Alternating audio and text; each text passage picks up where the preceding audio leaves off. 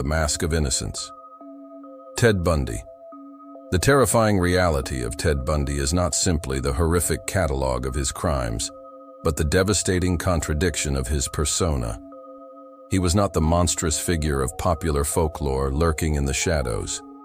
He was the clean-cut, intelligent law school dropout, the charming, seemingly earnest young man who could be your neighbor, your friend, or your daughter's promising date. This veneer of normalcy, this captivating, lethal mask, is precisely what made him one of the most effective and chilling serial killers in modern American history. His story begins not in darkness, but in the bright, progressive atmosphere of the Pacific Northwest in the early 1970s. Bundy was a psychology student with political aspirations, a man who projected an image of stability and promise. He was, to all outward appearances, succeeding in the very system he would soon subvert and abuse. The first victims, young college women in Washington and Oregon, vanished with disturbing regularity. The pattern was subtle at first, masked by the sheer number of disappearances in the era. But investigators soon realized they were dealing with a predator of terrifying efficiency. Bundy's technique was built on manipulation and exploitation of empathy. He often feigned injury, a cast on his arm, a limp, to solicit help from his targets, playing on the inherent kindness and willingness of young women to assist someone in distress. Once he had drawn them close, the charm would drop, and the violence would erupt with shocking speed and brutality. The terror spread across the Pacific Northwest like a cold virus. Campuses were gripped by a paranoia unprecedented in the region. The description was always the same: a man with brown hair and light eyes, driving a beige Volkswagen Beetle, carrying a deceptive charisma. Yet, despite the consistent descriptions and the mounting body count, the true identity of the killer remained elusive, protected by the very normality of his appearance. This was the first great failure of the law enforcement, a stark lesson in how little they understood the new face of evil. The psychological profile of the killer was a man deeply insecure yet possessing a narcissistic grandiosity. The crimes were never about the victims themselves, but about control, power, and the ultimate thrill of exercising lethal dominance. The acts themselves were meticulously planned, involving luring, abduction, and often repeated visits to the dump sites, suggesting a profound and disturbing attachment to the memory of the crime. The discovery of multiple bodies at Taylor Mountain and later at the Issaquah dump site confirmed the horrifying scope of the crisis. These findings transformed the investigation from a search for missing persons into a full-scale serial killer manhunt. The public was fixated, terrified by the realization that the monster was not an outcast, but an integrated member of society. Bundy's initial arrest came about almost accidentally during a routine traffic stop in Utah. The police found suspicious items in his car: a ski mask, a crowbar, and handcuffs, tools that hinted at the predator beneath the mask. But even in custody, Bundy maintained his cool composure, weaving tales and offering plausible excuses. The sheer intelligence and self-assurance he projected made it difficult for authorities to believe they truly had their man. The stage was set for the next chapter, the desperate escape and the audacious recommencement of his killing spree, driven by a narcissist's refusal to accept confinement. His capture in Utah was only a temporary pause in a reign of terror, fueled by a pathology so deep it required constant, violent expression. The shadow of charm is often the most dangerous disguise. If you seek to understand the darkest corners of the human psyche, be sure to subscribe for more investigations into true crime history. Ted Bundy's initial capture was a mere inconvenience, a frustrating delay in his murderous career, a fact demonstrated by his two audacious escapes, which cemented his legend as a criminal mastermind and further humiliated the justice system. The first escape occurred in June 1977, while he was awaiting trial in Aspen, Colorado, for the murder of Karen Campbell. Bundy, utilizing his intelligence and knowledge of the law, was granted permission to use the courthouse law library to aid in his defense. He capitalized on the lax security during a recess, simply jumping out of a second-story window and vanishing into the mountainous terrain. For several days, he lived as a fugitive, relying on stolen cars and basic survival skills, before being recaptured when a police officer spotted his suspicious vehicle. This first escape was a clear statement. He would not be contained. The second escape, however, was far more elaborate and successful. Transferred to a jail in Glenwood Springs, Colorado to face further charges, Bundy began to meticulously plan his freedom. Over several months, he lost weight and used a hacksaw blade to cut a hole in the ceiling of his cell. On the night of December 30th, 1977, while most of the jail was celebrating the New Year's holiday, Bundy crawled through the vent shaft and escaped into the sub-zero temperatures. This time, he was gone for weeks, migrating across the country and successfully disappearing by exploiting the vastness and anonymity of America. He resurfaced thousands of miles away in Florida, a region where his name and methods were unknown to local law enforcement. It was here, fueled by the desperation and freedom of a fugitive, that Bundy committed some of his most brazen and brutal crimes.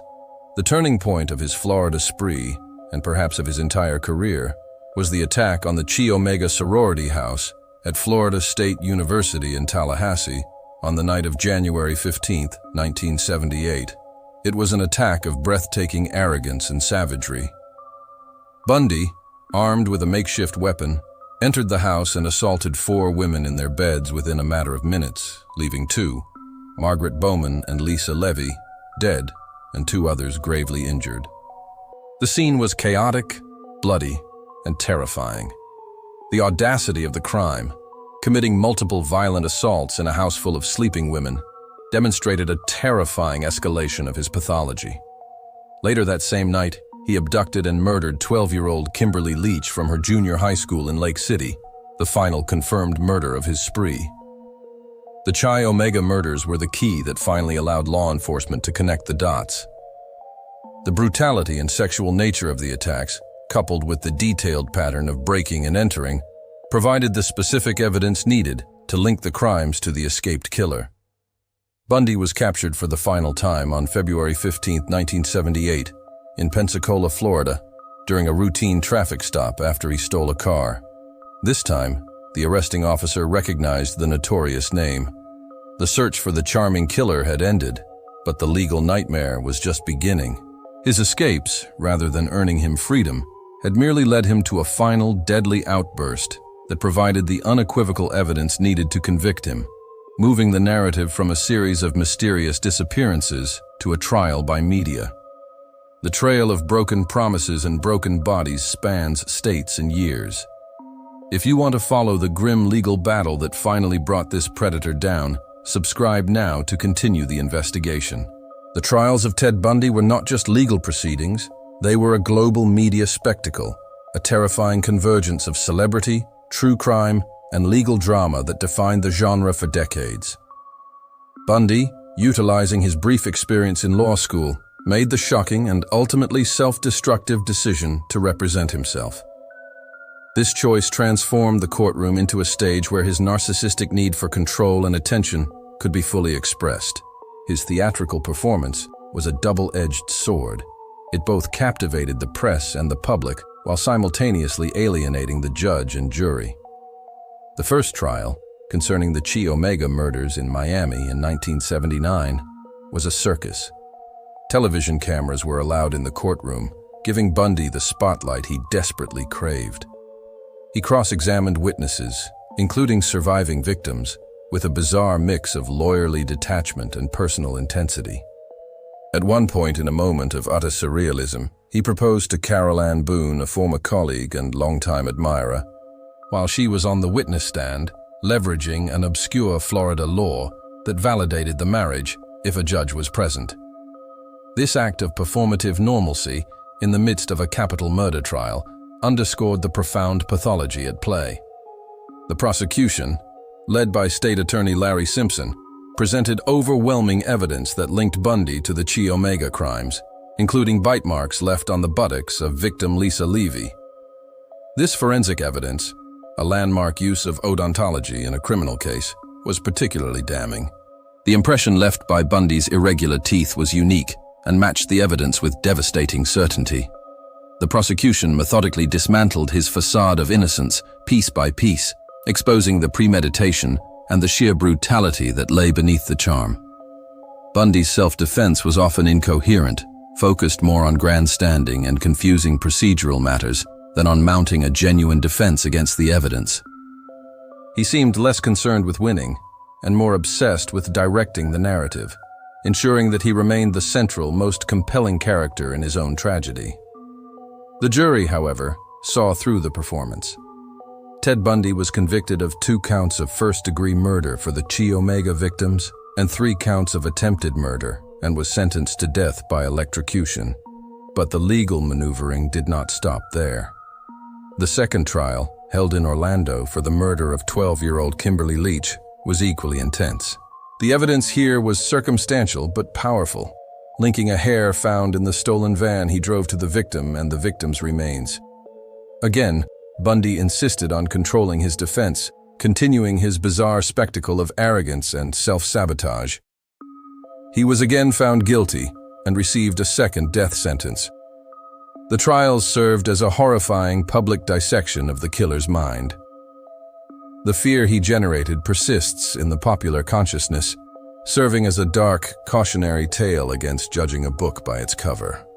His story is a perpetual reminder that the greatest evil often resides in the quiet, seemingly successful man next door, a shadow that forever haunts the American landscape. This journey through the unsettling world of Ted Bundy has concluded. His story is a grim mirror reflecting the darkest human capabilities. Thank you for following this intense and somber narrative. If this exploration into history's most compelling psychopath has resonated with you, please give this a like, follow the channel for more deep dives into the cryptic world of true crime, and be sure to subscribe so you never miss a new investigation.